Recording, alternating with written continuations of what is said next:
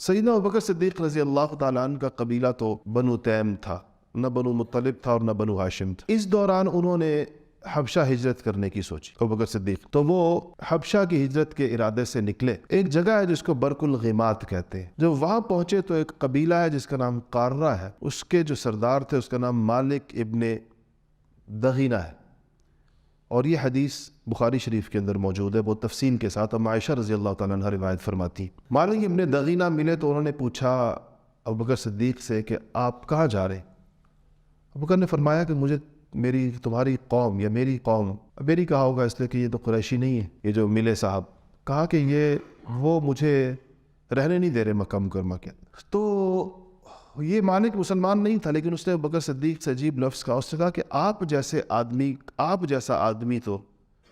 نہ نکلتا ہے نہ نکالا جاتا ہے، یعنی آپ جیسے آدمی کو کوئی معاشرہ اگر اپنے اندر سے نکال دے تو پیچھے کیا بچتا ہے؟ اور ہاتھ پکڑا ابوبکر صدیق کا اور کہا کہ آپ نہیں جائیں گے، اور سیدھا ان کو لے کے مکہ مکرمہ آئے اور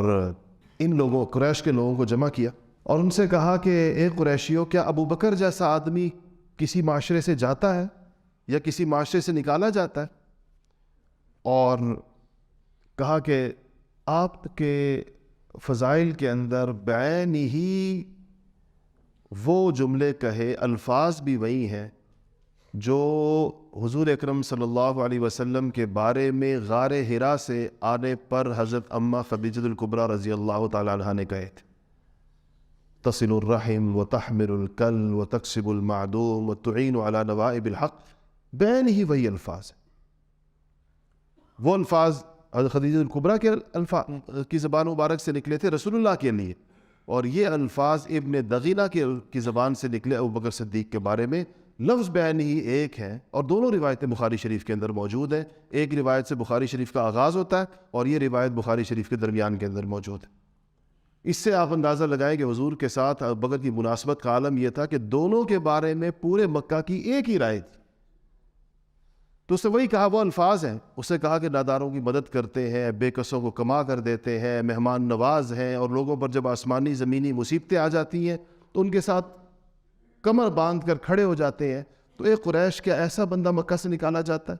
کیا ایسے بندے کو ہجرت پر مجبور کیا جاتا ہے؟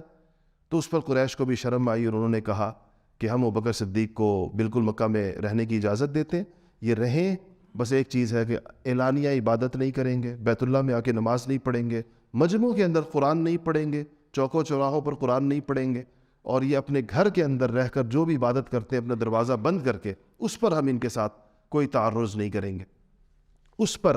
ابوبکر صدیق نے اپنے گھر کے اندر ایک جگہ بنائی، اور اس میں وہ نماز پڑھتے تھے۔ ابوبکر صدیق کی نماز بھی عجیب نماز ہوتی تھی، اور اسے بہت بے تابانہ رویا کرتے تھے۔ ان کے رونے کی آواز جاتی تھی باہر، حتیٰ کہ ان کے گھر کے باہر اور ان کے گھر کے صحن میں جہاں انہوں نے جگہ بنائی تھی، وہاں محلے کے لوگ اور آس پاس لوگ اکٹھا ہونے شروع ہو گئے۔ تو قریش نے ایک دن کہا کہ یہ تو ان کو اس چیز سے یہ تو چاہے گھر کے اندر بھی تھے، مقصود تو یہ تھا کہ لوگ نہیں ہوں گے، تو لوگ پھر ان کا قرآن سن رہے ہیں اور ان کا رونا سن رہے ہیں۔ تو اس پر انہوں نے کہا کہ ابوبکر کو لایا گیا پھر قریش کے اندر، اور کہا کہ